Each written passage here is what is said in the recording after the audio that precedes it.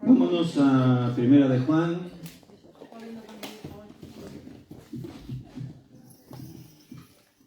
Mientras vais preparándoos, voy a pedirle a Rosario que pueda venir para orar por el estudio, que el Señor nos guíe, nos bendiga. Y así nos ponemos en sus manos. Sí, Padre, en esta tarde-noche, Señor, estamos aquí para escuchar tu palabra, Señor. Te ruego que bendigas a nuestro pastor, que tu Espíritu Santo lo guíe, que seas tú el que hable por su boca, Señor, que pongas esas palabras en su corazón. Y gracias, Señor, porque podemos escuchar tu palabra, que es viva y eficaz.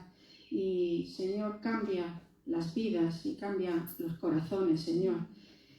Señor, te agradecemos por todo lo que haces en nuestra vida, Señor, y gracias por poder estar aquí una tarde más para oír tu palabra, para escuchar lo que tienes que decirnos, Señor. Bendice a todos mis hermanos, a los que están aquí y a los que están en sus hogares, Señor. Gracias por todo y por estar con nosotros en todo momento. En el nombre de Cristo Jesús. Amén. Amén. Bien, comenzamos la semana pasada a estudiar la primera epístola de Juan, estudiaremos la segunda y la tercera, si Dios quiere. ¿Y dónde estamos? ¿En qué lugar estamos detenidos? ¿Qué nos toca estudiar hoy? Versículo 5. Bueno, estamos en el versículo 1, porque lo que hicimos la semana pasada fue una introducción. Entonces nos metimos en los 4 primeros versículos, pero no hemos empezado el análisis. Vamos a hacer un análisis, una exégesis de la primera carta de Juan, y eso quiere decir que vamos a desgranar casi palabra por palabra lo que nos dice esta carta.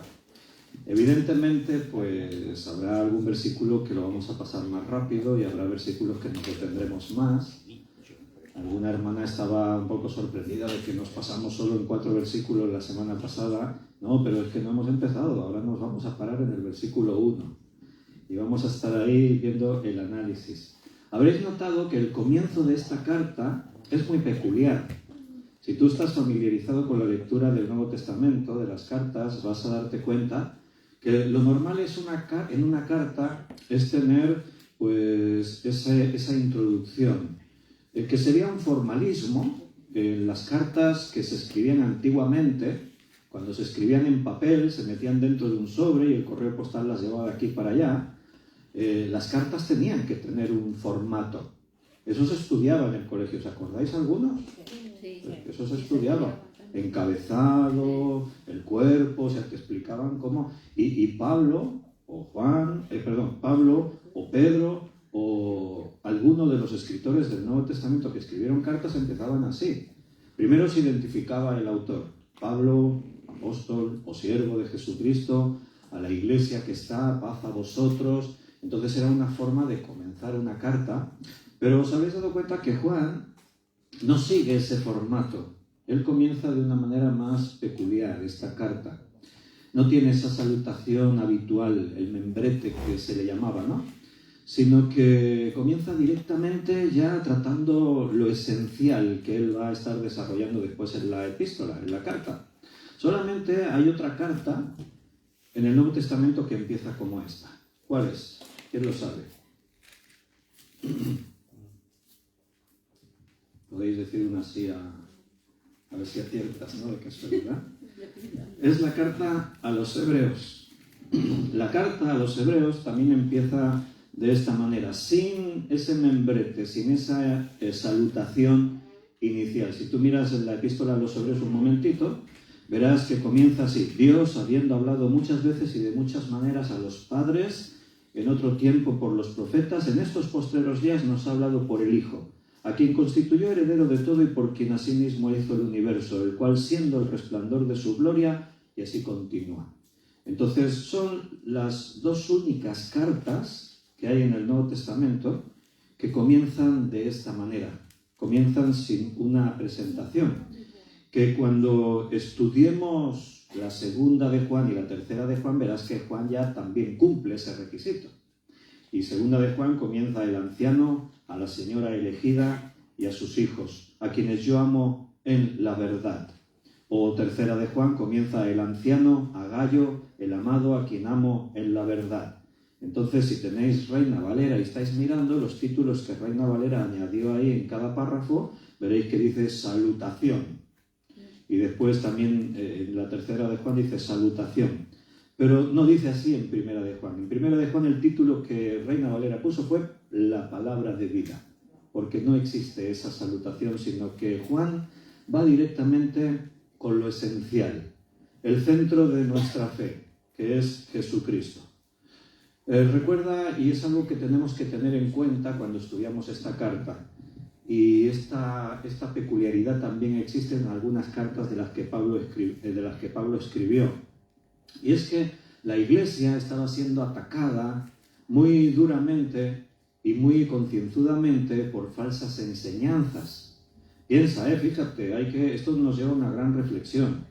Solamente en los primeros siglos de la Iglesia ya había un montón de ataques de introducir falsas enseñanzas dentro de la Iglesia, y esto nos dice mucho y nos pone en una gran alerta a nosotros.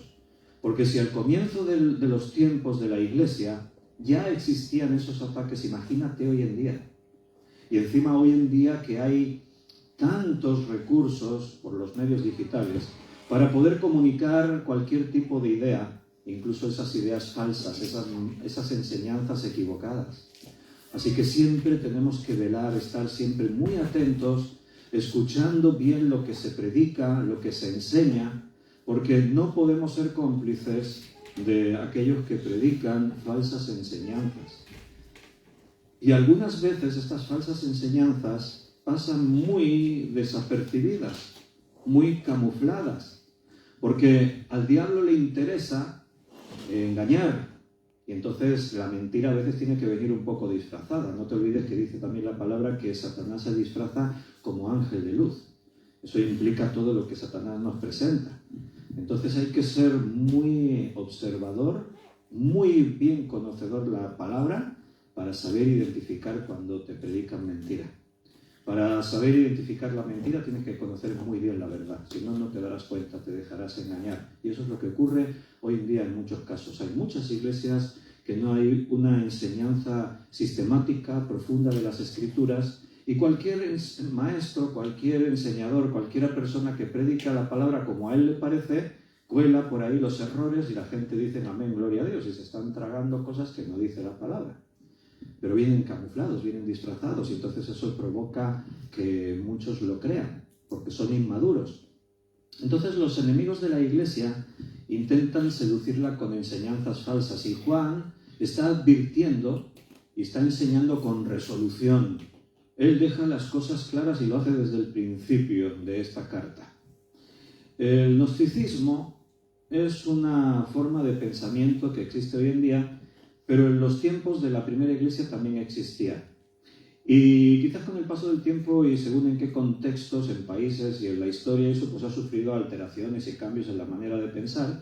Pero el gnosticismo que estaba en este tiempo y que se infiltraba en la iglesia era una enseñanza que hablaba de que, por ejemplo, Jesucristo, acerca de la persona de Jesús, lo contemplaban como un espíritu, no Dios, sino un espíritu poderoso, una emanación de Dios, como una especie de ángel de Dios o hijo de Dios, pero que se desprendió de Dios, no que era Dios mismo, y que había venido en espíritu, no había venido como un hombre con cuerpo. Enseñaban cosas como que por donde Jesús pasaba no dejaba huellas, porque iba como flotando. Y claro, eso eran errores, eran herejías que atacaban directamente a todo el plan de la salvación, porque si Cristo no vino en carne, entonces no podía morir en la cruz, y si no murió en la cruz por nuestros pecados, no estamos salvos, estamos perdidos, porque nadie pagó por el precio de nuestro delito. Entonces, tanto Pablo, ya a los colosenses sobre todo, les enseña y les da las doctrinas verdaderas acerca de Jesús, porque estaban siendo atacados duramente con estas falsas enseñanzas. Y primera de Juan escribe, dijimos la semana pasada, a las iglesias en general, seguramente las iglesias de Asia Menor, esas iglesias que después él mismo menciona en Apocalipsis capítulo 2 y capítulo 3, y entonces pues son enseñanzas para la iglesia, para fortalecerla, prevenirla y que estén advertidos los creyentes de no aprender nada que no sea la fiel palabra de Dios, lo que Dios nos ha enseñado. Pero el otro día estábamos viendo en esta introducción que hicimos al leer los 4 primeros versículos, que ahí Juan hace mucho énfasis en que lo que os vamos a hablar, de lo que os hablamos, son cosas que hemos visto, primero dice que hemos oído, que hemos visto, que hemos contemplado, que hemos palpado. O sea, Juan se preocupa mucho en hablar de quién, del verbo, el logos de Dios. Aquí él va a decir el logos de vida, la palabra de vida, el verbo de vida. Y entonces más adelante él mismo dice a quién se está refiriendo. Menciona a Jesucristo ya en el versículo 3 al final, y con su Hijo Jesucristo. Entonces él habla de la venida de Cristo y habla de su encarnación, del verbo que existía ya desde el principio, pero que vino y se hizo carne. Y era la misma idea, decíamos la semana pasada, de lo que estábamos acostumbrados a leer en el Evangelio de Juan capítulo 1. Allí decíamos, si tú conoces bien el capítulo 1 de Juan, del Evangelio de Juan, y lees primera de Juan 1, pues encuentras una similitud rápidamente. Allí en Juan, en el Evangelio, versículo 1, dice, en el principio era el verbo. Aquí dice, desde el principio, lo que era desde el principio. Eso es similitud. Allí en el versículo 1 habla del verbo. Aquí en el versículo 1 habla del verbo de vida. Allí en Juan, en el versículo 4 dice, en él estaba la vida. Y aquí dice el verbo de vida. Hay similitud, si te das cuenta. Allí en el versículo 1, 2 dice que el verbo, la palabra, estaba con Dios. Aquí en el versículo 2 dice que la cual estaba con el Padre. ¿Te das cuenta? Como es casi lo mismo, como parafraseándolo con otras palabras, pero está diciendo lo mismo. Incluso allí en el versículo 5 habla del resplandor del verbo de Jesucristo, y aquí en el versículo 2 habla de que se manifestó, también ahí podría haber similitud. En el versículo 14 del Evangelio de Juan, 1:14, dice, y vimos su gloria, y aquí en todos estos versículos, Juan para decir lo que hemos visto. Así que Juan está tratando de dejar claro que de lo que os estamos hablando son cosas que hemos visto, que hemos oído, que hemos tocado, que hemos contemplado. El gnosticismo y otras enseñanzas, ¿en qué se fundamentaban? En especulación.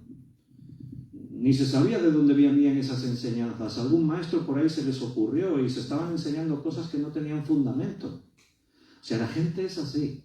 Están dispuestos a escuchar filosofías, enseñanzas esotéricas, supersticiones, cosas que se enseñan por el mundo y que de pronto ni sabes de dónde vienen. Aparecen por ahí como una moda, se enseñan y todo el mundo se las cree y las sigue.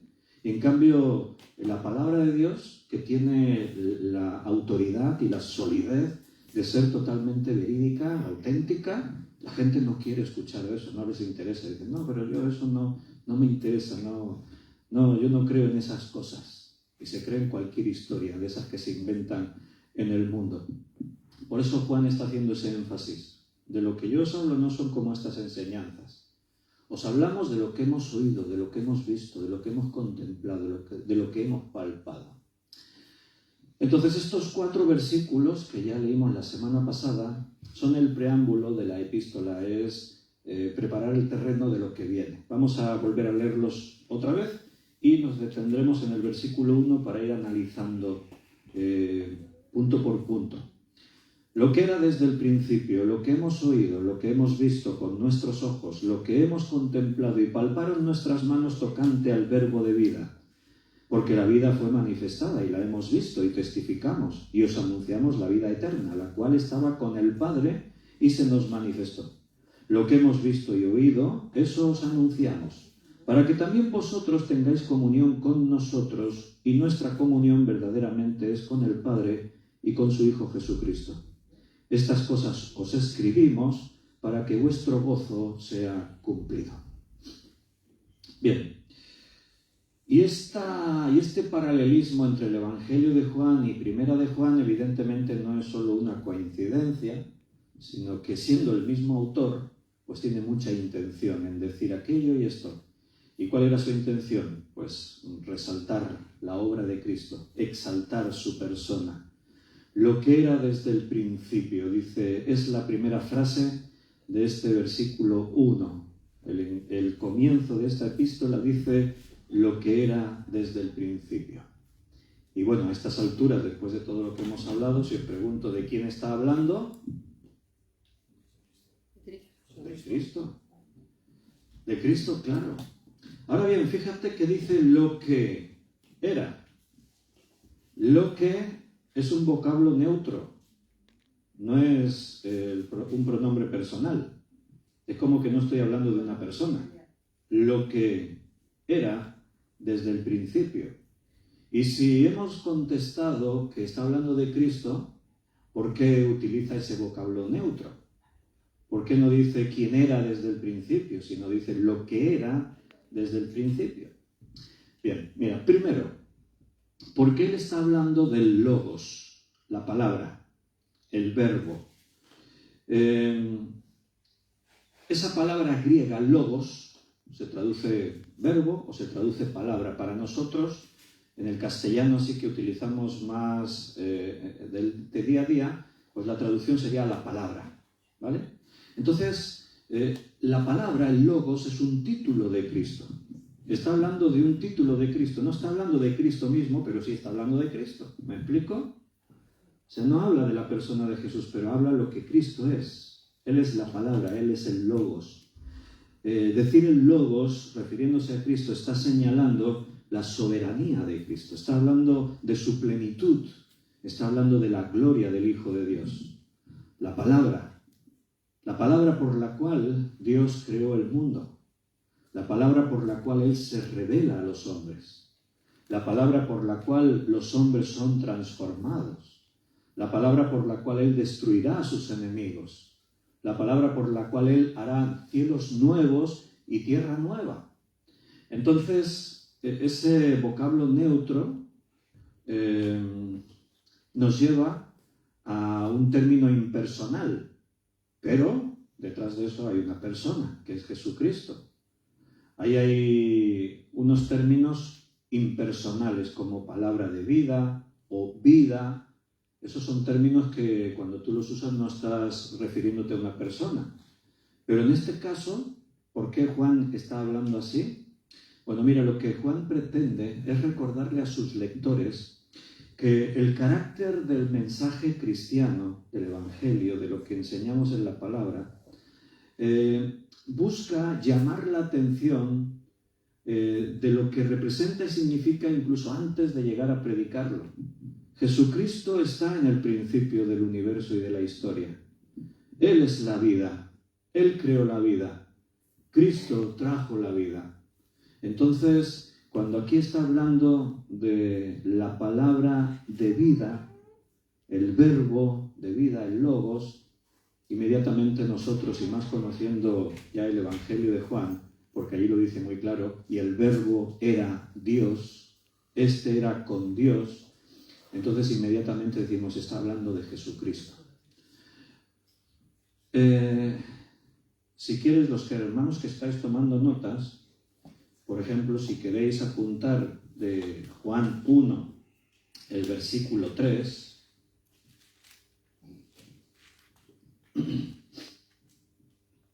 todas las cosas por Él fueron hechas y sin Él nada de lo que ha sido hecho fue hecho. Está hablando de la palabra de vida. Juan 1:3. Todas las cosas fueron hechas por Él. ¿Por quién? Por el verbo, la palabra, Cristo. Él, como hemos dicho, es la vida. Pero además Él creó la vida. Pero además Él trajo la vida. Cuando murió en la cruz, nos dio vida a todos los que creemos en Él.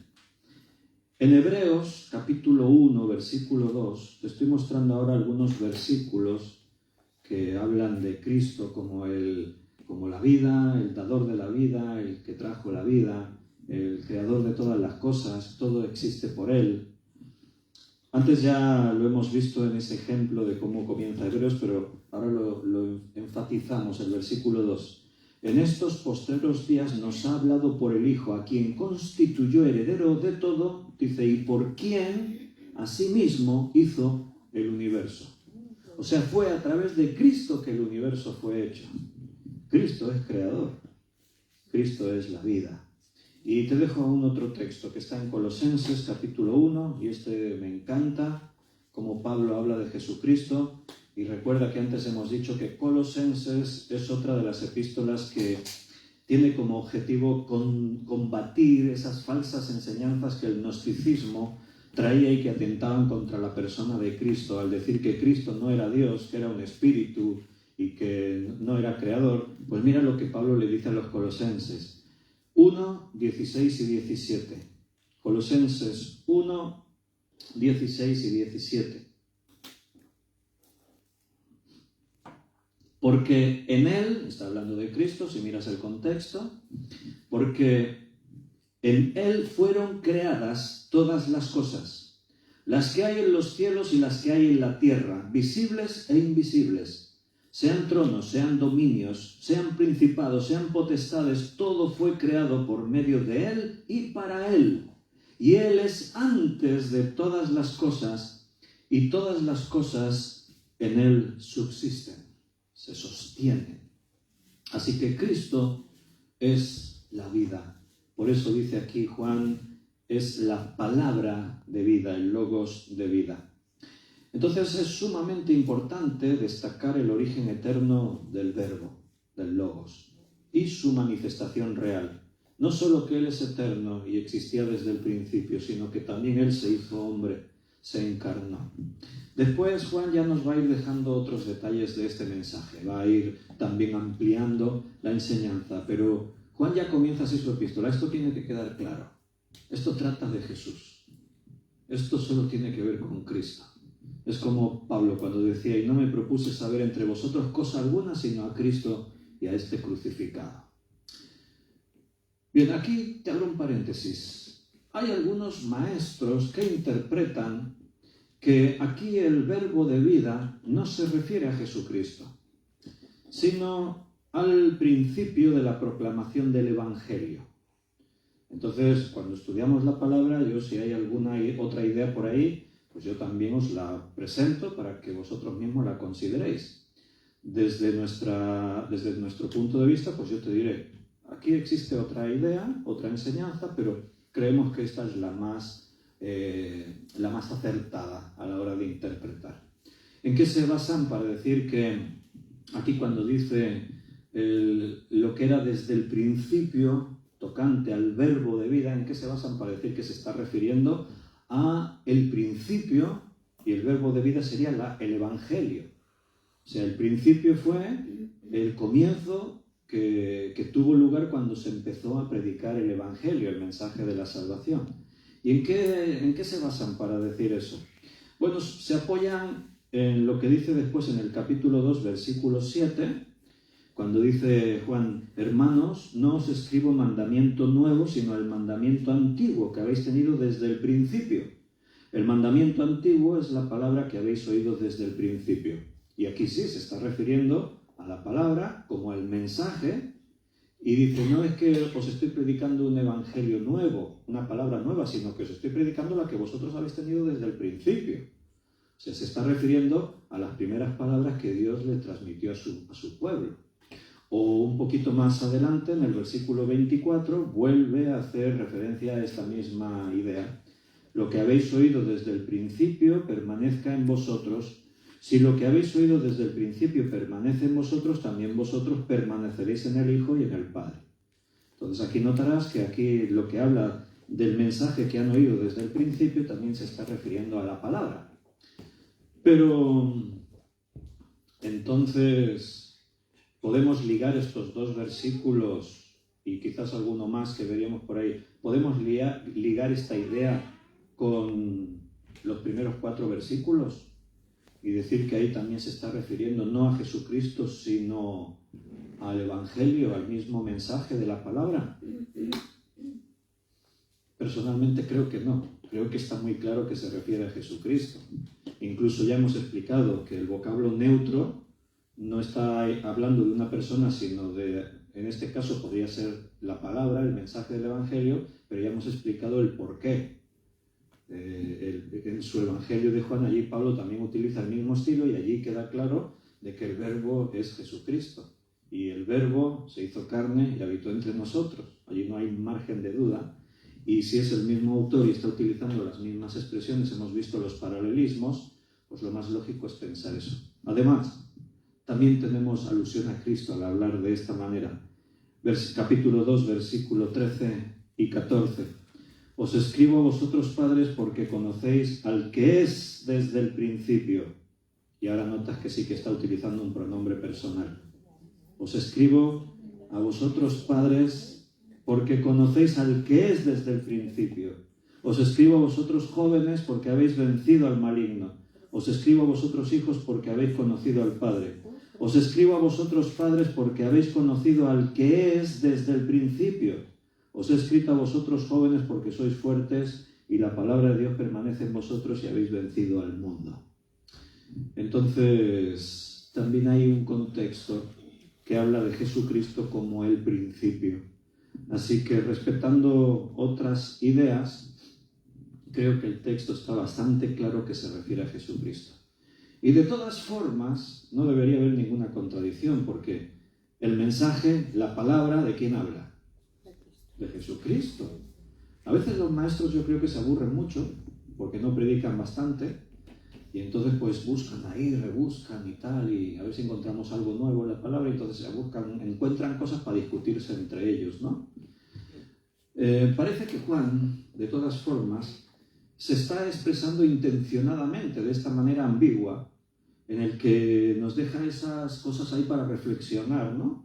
Y las dos interpretaciones, pues yo entiendo que no están en conflicto, ni mucho menos, no sería un motivo para discutirlo, porque la palabra de vida estaba con el Padre en la eternidad, eso todos lo sabemos, y que fue proclamado como evangelio desde el principio. ¿Y quién era el mensaje? Cristo. Cristo es el Logos de Dios, es el Logos de vida, es la palabra de Dios. Y no olvidemos nunca el propósito de la carta, entre otros, es que el gnosticismo hablaba del cristianismo como algo nuevo, una nueva religión, y Juan está diciendo, no, esto ya existe desde siempre, desde el principio. O sea, lo que yo os hablo no ha comenzado ahora.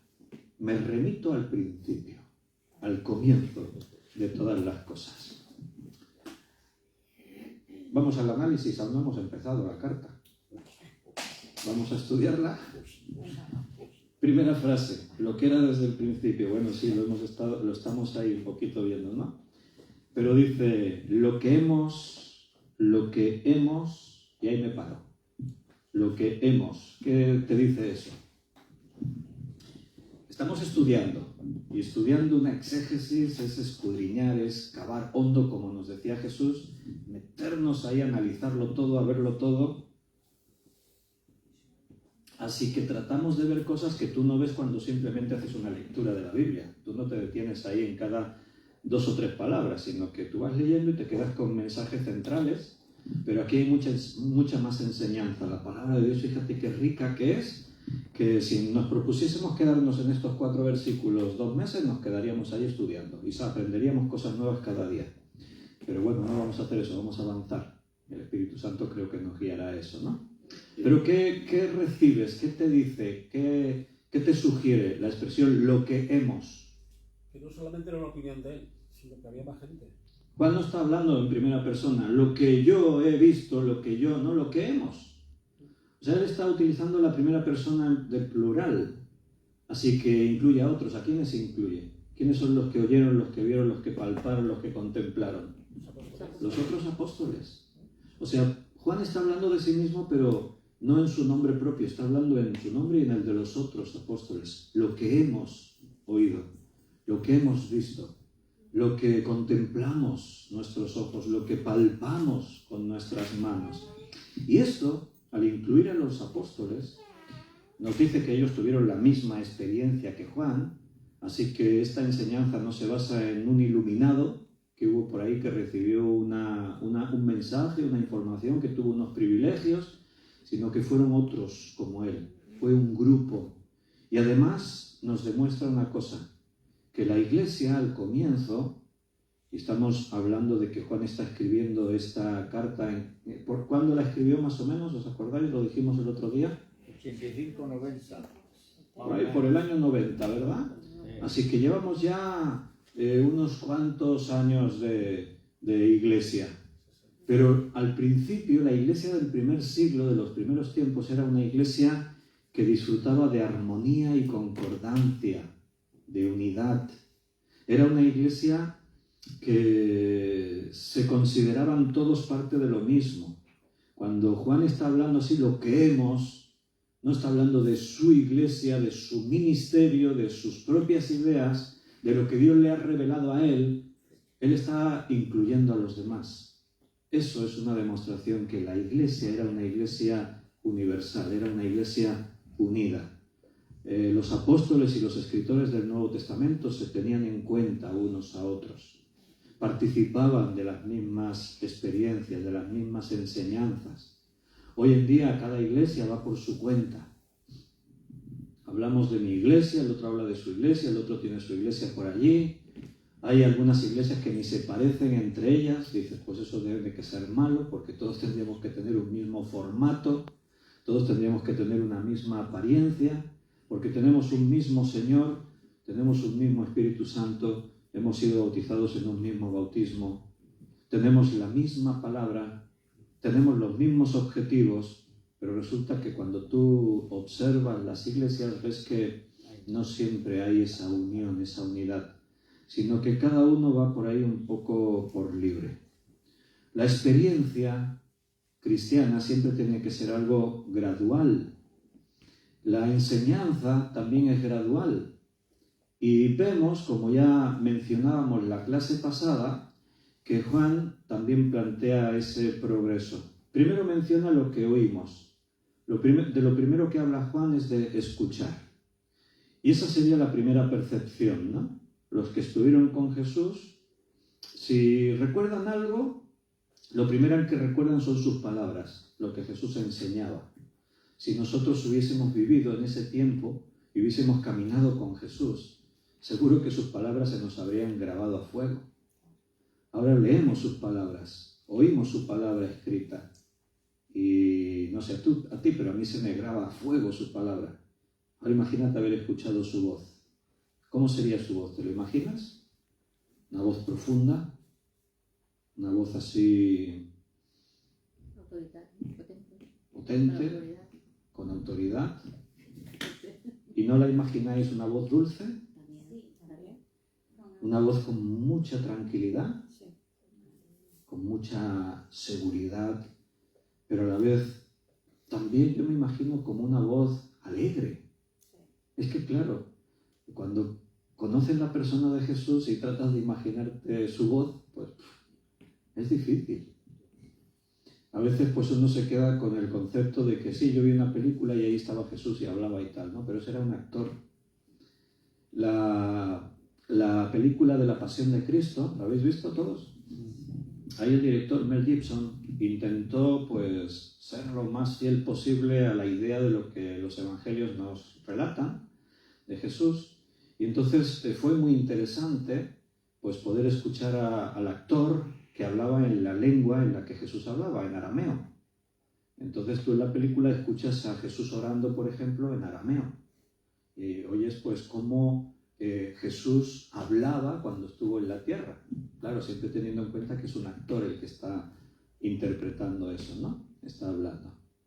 Pero lo primero que Juan menciona es lo que oímos. La primera percepción, el oído, lo que escuchamos. Después habla de ver. La comprobación más fuerte para el ser humano siempre es lo que vemos. Si no lo veo, no me lo creo, dijo Tomás. Siempre la vista para nosotros es algo muy, muy, muy importante a la hora de poder comprobar unos hechos. Si te llaman del juzgado para declarar porque fuiste testigo ocular de algo que viste, pues tú vas a contar lo que vistes. Siempre la vista es fundamental, lo que vimos, ¿no? Pero después también habla de tocar, de palpar. Y eso al final pues sería así como asegurar la existencia, la experiencia que hemos vivido. Porque lo he oído, lo he visto, pero ¿no me engañará mi vista y mi oído? pero no, es que lo hemos tocado, lo hemos palpado. Entonces, tocar y palpar viene a ser algo así como despejar todas las dudas. Tomás, ven y toca, mete tu mano aquí, despeja tus dudas. Y oído, vista y tacto, creo que estamos de acuerdo en que son los 3 sentidos más importantes, ¿verdad que sí? No digo que el olfato y el gusto no sean importantes, pero si tuvieras que prescindir de algún sentido, ¿de cuál prescindirías? El tacto, el oído y la vista yo creo que son fundamentales. Los otros también son muy importantes, pero si tuvieses que prescindir de uno, pues el olfato o el gusto, igual el olfato antes, ¿no? Porque el gusto, cuando piensas en la comida, lo que pasa es que van ligados, ¿eh? Olfato y gusto, si pierdes el olfato pierdes gusto y van ligadas las dos cosas. Para el judío, lo más importante era el oír, el escuchar. La vía principal de la revelación que Dios le trajo a su pueblo venía por escuchar. Dios le hablaba a su pueblo. Ellos no veían siempre, a veces veían la nube que descendía. La Biblia dice: a Dios nadie le vio jamás. Entonces, para el judío, la parte más importante de su relación con Dios, de la revelación de Dios, era el oído. Ellos escucharon la palabra de Dios por los profetas. El profeta venía y decía: el Señor dice, y esa palabra, pues el pueblo la recibía o no la recibía, pero esa era la parte más importante para ellos. En cambio, para los gentiles, pues la parte más importante era ver. El griego quería ver las cosas, comprobar las cosas, ¿no? El mensaje de Jesús, lo que predicaba y enseñaba Jesús, evidentemente era lo más importante para Juan. Juan vivió con Jesucristo todos los años de su ministerio y Juan escuchó todo lo que Cristo tuvo que decir. Lo que se ha quedado registrado en los evangelios y lo que simplemente escucharon ellos, los apóstoles, y ni siquiera quedó registrado. Imagínate, más de 3 años, como 3 años y medio, todos los días con Jesús. ¿Te puedes imaginar cuántas cosas les dijo Jesús? ¿Te gustaría haber estado allí? ¿Qué habrías hecho tú si un día Jesús aparece y dice: sígueme? ¿Lo hubieses dejado todo para seguirle? Hubiese sido un retiro de 3 años y medio. Bueno, si tú sabes quién es quien te lo está diciendo, yo me imagino que hubieses dicho: sí, voy. Pero cada día con Jesús, imagínate cuántas cosas Jesús les dijo, cuántas palabras. Siempre tenemos que aprovechar bien el tiempo y cada momento que tenemos de estar con alguien, de poder compartir una palabra, experiencia, la palabra de Dios, lo que sea, siempre tenemos que aprovechar y hablar de cosas que son importantes. Está bien hablar de las trivialidades, ¿no?, que a veces hablamos las personas. Hablamos del tiempo, hablamos de lo que dijeron hoy las noticias, pero la comunión entre los hermanos implica el poder hablar de cosas más profundas, de cosas más espirituales. La palabra de Dios nos exhorta a que hablemos entre nosotros con salmos. ¿Has leído ese versículo? Que hablemos entre nosotros con salmos, con palabras, con aquellas cosas que la palabra de Dios nos dice, con lo que somos. Yo soy cristiano, tú eres cristiano, hablamos de cosas que no puedes hablar a lo mejor con otras personas con las que tú te relacionas, ¿no? Entonces, bueno, usar la palabra de Dios para nosotros siempre va a ser fundamental, porque es el mensaje que hemos creído y el mensaje que predicamos, lo que hemos oído. Después habla de ver, y al hablar de ver usa 2 palabras, ver y contemplar. Las 2 tienen que ver con la visión, ver y contemplar. ¿Qué nos dice esto? Pues que no solo vieron, sino que presenciaron, conocieron. Contemplar es más que ver, porque tú vas por la calle y vas viendo cosas, pero son cosas pasajeras. Ves que pasa un coche, ves a una persona, mira que lo conozco, lo veo que pasa y lo saludo, adiós. pero lo viste, ya está. Pero contemplar implica más tiempo. Lo que vimos y lo que contemplamos, lo que vieron nuestros ojos y lo que contemplaron nuestros ojos. O sea, Juan quiere hacer énfasis en que no solo lo vi, es que lo presenciamos, lo conocimos, participamos de eso. Estuvimos de cerca. Y después ya hablamos la semana pasada también de tocar. Lo que tocaron, lo que palparon, dice ahí la palabra. Y palparon nuestras manos tocante al verbo de vida. Y ahí tienes otro argumento para decir que el verbo de vida está hablando de una persona. Porque no tendría mucha lógica decir que hemos tocado la palabra que se predica, ¿no? En cambio a Jesús sí que lo tocaron. El otro día leíamos un texto en Lucas 24, ¿verdad? Que decían ahí lo que habéis visto, lo que habéis tocado con vuestras manos, para que no creamos que es un espíritu, sino que creamos que es el Señor. El pasaje que antes yo hacía referencia de Tomás está en Juan 20. Apuntároslo los que tomáis nota. Juan 20, puedes anotar el versículo 25 al 27. Dice el versículo 25: le dijeron pues los otros discípulos: al Señor hemos visto.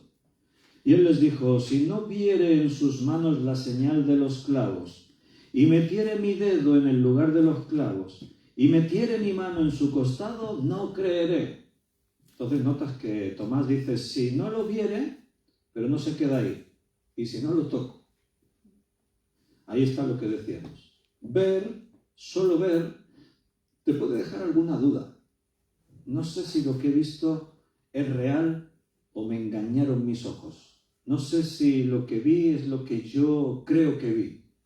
Por eso Tomás dice: no solo si lo veo, sino que además si no lo toco. Y en el versículo 27, cuando Jesús se le vuelve a aparecer a los apóstoles, estaba allí Tomás. Y Jesús le dijo a Tomás: pon aquí tu dedo y mira mis manos, y acerca tu mano y métela en mi costado, y no seas incrédulo, sino creyente. Ahí tienes, lo que palparon nuestras manos, ellos tocaron. Y el otro día creo recordar que también os hice relación de que Juan era un discípulo que siempre estaba muy cerca de Jesús, era un discípulo que se sentía tan amado. Y hay escenas como ahí en el Evangelio de Juan, capítulo 13, versículo 25, que habla de Juan y dice: él entonces, recostado cerca del pecho de Jesús, le dijo: Señor, ¿quién es? Jesús estaba anunciando que uno le iba a traicionar. Están en la última cena. ¿Habéis visto la foto de la última cena? Sí, dice Rosario. Ahí, Leonardo da Vinci fue quien la pintó. ¿Lo digo bien? Leonardo da Vinci fue. Pintó la última cena y pintó una mesa así muy larga y todos los discípulos estaban en este lado de la mesa y Jesús en el centro. Incluso pintó a Juan en ese gesto de estar recostado cerca del pecho de Jesús. Los pintores imaginaban las cosas desde su propia perspectiva, porque en esa última cena, si nos ceñimos al contexto histórico, pues no tenían mesas de esa forma, así largas. Normalmente comían recostados en el suelo, en una especie de alfombras. Quizás había algún tipo de cajón, alguna cosa, pero era con ese formato, ¿no? Y en este caso, pues aunque hubiese sido la mesa, habrían estado todos alrededor de la mesa, pero claro, la pintura no habría quedado igual. Para salir en la foto, todos se pusieron en este lado. ¿No hacemos eso nosotros? ¿Vamos a hacer una foto? Entonces todos nos ponemos aquí en el lado de la foto. Así se lo imaginó Leonardo da Vinci. Bien, todo esto fue muy real, es lo que está diciendo Juan. No os estoy hablando de algo un rumor que corre por ahí, sino que todo esto es muy real. Lo que hemos. Y después dice en este mismo versículo 1, lo que hemos visto con nuestros ojos, lo que hemos contemplado, lo que palparon nuestras manos tocante al verbo de vida. Ahí nos paramos otra vez un poquito. Tocante al verbo de vida. O sea, todo lo que experimentaron ellos, todo lo que vimos, todo lo que oímos, todo lo que palpamos, todo lo que fue, ¿sobre qué? Sobre Jesucristo, tocante al verbo de vida. La palabra de vida. Hay debates sobre eso, si habla de Jesús, si habla del Evangelio. Yo no veo ningún debate. La palabra de Dios es poder de Dios. La palabra de Dios es revelación, es comunicación. La palabra sucede, la palabra actúa, la palabra es en el principio, la palabra es portavoz del Espíritu Divino, del Espíritu de Dios. La palabra es creadora de vida. En Génesis 1:1 dice, en el principio creó Dios los cielos y la tierra estaba desordenada y vacía, y dijo Dios, ahí está la palabra de Dios, y dijo Dios, creo que es el versículo 3, ¿no? De Génesis 1. Versículo 3. Y dijo Dios, sea la luz, y fue la luz. Versículo 6. Luego dijo Dios, haya expansión en medio de las aguas, y separe, e hizo la expansión de las aguas. Versículo 9. Dijo también Dios, júntense las aguas, y se juntaron las aguas. Versículo 11. Después dijo Dios, produzca la tierra verde, y se produjo la tierra verde. Versículo 14. Dijo luego Dios, haya lumbreras, y así vas a ir viendo que toda la creación, versículo 20, dijo Dios, produzcan las aguas, y ahí aparecen los seres vivos. Y versículo 24, luego dijo Dios, produzca la tierra seres vivientes. Versículo 26, entonces dijo Dios, hagamos al hombre, la palabra de Dios creando. Dios habla y las cosas ocurren. Ese es el logos de Dios. Ese es el logos de vida, la palabra de Dios. En el Salmo 33, versículo 6, anótate lo que esto es importante. Salmo 33, versículo 6.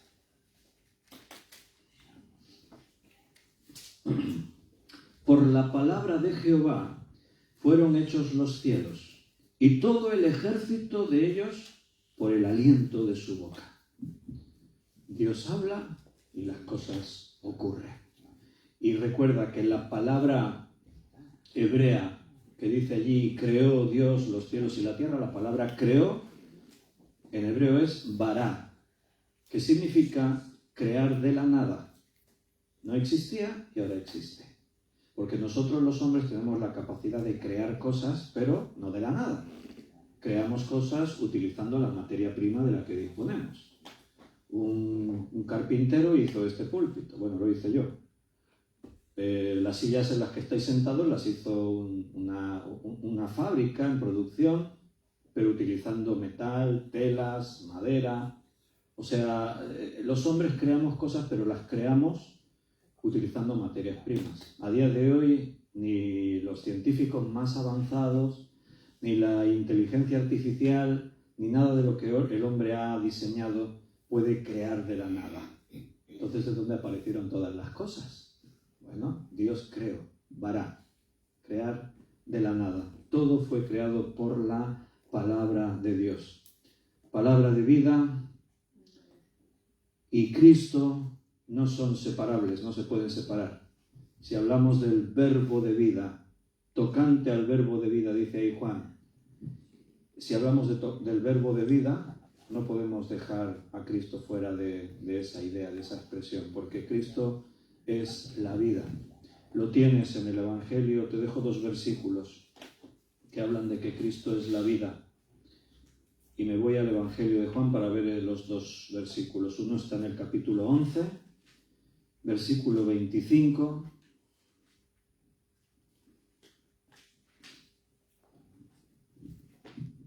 Le dijo Jesús a Marta, era a la hermana de María y de Lázaro. Jesús le dijo, yo soy la resurrección y la vida. El que cree en mí, aunque esté muerto, vivirá. Cristo es la vida. Por eso creer en Cristo es poder tener vida eterna. Y un versículo muy conocido, aquí en Juan 14, versículo 6, Jesús le dijo a Tomás, yo soy el camino y la verdad y la vida. Nadie viene al Padre sino por mí. Jesús no trae un mensaje. Jesús es el mensaje. Te lo voy a repetir, que algunos están medio dormidos ya a estas horas. Jesús no trae un mensaje. Jesús es el mensaje. Todo lo que hablamos, todo lo que predicamos, todo lo que la Biblia dice es Jesús. Él es el Logos. Él es la palabra. Y lo que dice ahí, tocante al verbo de vida, lo que nos dice es que el verbo, la palabra, trae vida. La palabra crea vida, como ya lo hemos dicho. ¿Cuándo creó vida la palabra de Dios? Lo hemos mencionado en el principio de la creación. No solo creó Dios cosas inertes, los cielos, la tierra, el mar, las lumbreras, o sea, el sol, la luna y las estrellas, la hierba. Bueno, la hierba ya tiene vida, ya creó vida, pero después también creó la vida en el mar. Todos los peces y los grandes monstruos marinos, dice la Biblia. Ahí estaban todos los dinosaurios acuáticos que existían en otros tiempos. Y después creó todos los seres vivos terrestres, todo lo que hay, insectos, mamíferos, herbívoros, todo lo que existe. Y por último creó al hombre, en versículo 26, a imagen de Dios lo creó. En el principio de la creación, el Logos trajo la vida. Pero después, la palabra de Dios también ha producido vida de otras formas, en nosotros. Pablo decía, no me avergüenzo del Evangelio porque es poder de Dios para salvación a todo aquel que cree. Y Jesús habló de nacer de nuevo. Cuando escuchamos la palabra de Dios, el Evangelio, y creemos en él, cuando tú crees en lo que la Biblia dice, naces de nuevo. Mueres a una vida vieja y naces a una vida nueva. Ahí también la palabra de Dios, el Logos, produce vida. La palabra de vida. Pero además, en la nueva creación, también ahí Dios volverá a crear vida. La nueva creación no sabemos mucho de ello, sabemos muy poquito. Dios nos ha querido decir cosas futuras, pero nos ha dejado lo imprescindible, lo que necesitamos saber para mantenernos con la esperanza y mantener viva nuestra fe. Pero la verdad es que desconocemos muchísimo de cómo será. La Biblia generaliza y en Apocalipsis dice que este mundo y estos cielos, este universo pasaron. Dice ahí en el capítulo 21 de Apocalipsis. Y dice pasaron y ya no existieron más. Pero entonces ahí habla de que Dios hizo cielos nuevos y tierra nueva. Él hizo una nueva creación y en esa nueva creación hay vida. No solo estaremos nosotros, los que hemos creído, sino que habrá vida, habrá vegetación, habrá plantas, habrá árboles, seguramente habrá animales, seres vivos, pero habrá una armonía total. Hay profecías, en Isaías se habla de ese tiempo y habla de que el cordero dormirá con el lobo, la serpiente estará con el bebé. O sea, en ese tiempo será parecido a lo que fue en un principio, cuando Adán se paseaba por el huerto, jugaba con los leones, se subía a lomos del rinoceronte, le hacía cosquillas en el pie al Tyrannosaurus Rex. En ese tiempo había una total armonía y no había ningún peligro, no había maldad, no había muerte. Pues en la nueva creación también Dios creará nueva vida. Y ahora, en el versículo 2, Juan abre un paréntesis. ¿Lo has visto en Reina Valera? ¿En tu Biblia? Eso está en el original. Es un paréntesis. ¿Qué queremos hacer nosotros cuando abrimos un paréntesis? Pues pretendemos explicar lo que acabamos de decir. Vamos a aportar algún dato. Vamos a dar una breve explicación de lo que he dicho. Por eso digo, abro paréntesis. Yo estoy argumentando, a veces cuando predico o enseño, digo, también eso, ¿no? Estamos aquí hablando de cosas y digo, déjame que abro un paréntesis. Y entonces hago un alto en mi enseñanza para aclarar algo, para aportar una información extra, para dar una breve explicación de lo que he dicho por si no se entendió. Y eso es lo que Juan hace aquí. Abre un paréntesis y da una breve explicación para argumentar cómo fue posible, conocer y experimentar lo que era desde el principio. Nosotros lo hemos oído, lo hemos visto, lo hemos palpado, lo que era desde el principio, lo palparon nuestras manos tocante al verbo de vida, pero ¿cómo pudiste experimentar eso? ¿Cómo fue eso? Entonces ahora Juan te lo explica. Porque la vida fue manifestada y la hemos visto, y testificamos, y os anunciamos la vida eterna, la cual estaba con el Padre y se nos manifestó. Y cierra paréntesis. Te das cuenta que nuestro primer argumento, el que sostenemos que es el que es más creíble, que el verbo habla de Jesucristo, ¿te das cuenta como en todo lo que habla apunta a eso? Porque él está ahora aclarando y está diciendo, porque la vida fue manifestada. O sea, la palabra se manifestó. En el Evangelio de Juan dice, se hizo carne. Esos son los paralelismos que hay entre los dos pasajes. Entonces está hablando de Cristo. Y la pudimos experimentar porque se manifestó. Si no, no la hubiésemos podido manifestar. Se habría quedado en un concepto, en una idea. La palabra de Dios, pero Cristo la hizo visible. La pudimos ver. El verbo se hizo carne, dice en el Evangelio de Juan. Y esto nos dice dos cosas. Por un lado, que Cristo es preexistente. La palabra ya existía, porque dice que esa palabra, que era desde el principio, se manifestó. Por un lado decimos entonces, esa palabra ya estaba con el Padre. Y el Padre existe desde siempre. Solo Dios es eterno. Ese es uno de los muchos atributos que Dios tiene que solo se pueden aplicar a Él. Es exclusivo de Dios. Nosotros viviremos para la eternidad, pero no somos eternos, no existimos desde siempre, tuvimos un comienzo. Pero Dios no tuvo comienzo. La Biblia habla de Dios como el eterno. Así muchas veces Israel se dirigía a Dios, el eterno. Y Cristo estaba con el Padre, estaba con el eterno. Entonces Cristo también es Dios. Porque solamente Dios puede ser eterno. Solo Él existe desde siempre. Entonces, por un lado entendemos la preexistencia de la palabra, o sea, de Cristo, y por otra parte, también aquí se contempla su encarnación. Se nos manifestó. Y ahí hablamos de encarnación, crucifixión, resurrección. O sea, Cristo se hizo hombre. Vino a este mundo para morir por nosotros. Y Juan aquí está estableciendo los principios básicos de toda doctrina que tiene que ver con la salvación. Cristo ya era preexistente, existía, pero se hizo hombre para poder morir en la cruz. Y ahí hay algo muy difícil de comprender para nosotros. Cristo era hombre y a la vez era Dios eterno. ¿Por qué? ¿Cómo explicamos eso? Cristo se hizo hombre. Y al hacerse hombre, se despojó de su parte divina. Si no, no puede morir en la cruz. Nadie le puede matar. Dios es inmortal, es todopoderoso. Pero, entonces, ¿era solo hombre o también era Dios? Cristo no tuvo el origen en María.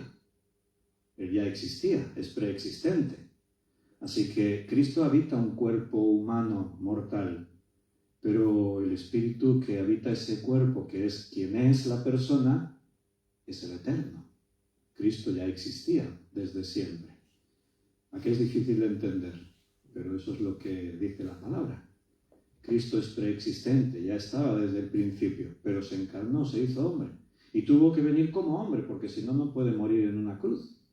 Y su tiempo como hombre dependió totalmente al 100% del Padre para poder hacer milagros, para poder vivir en esta vida y soportar la tentación.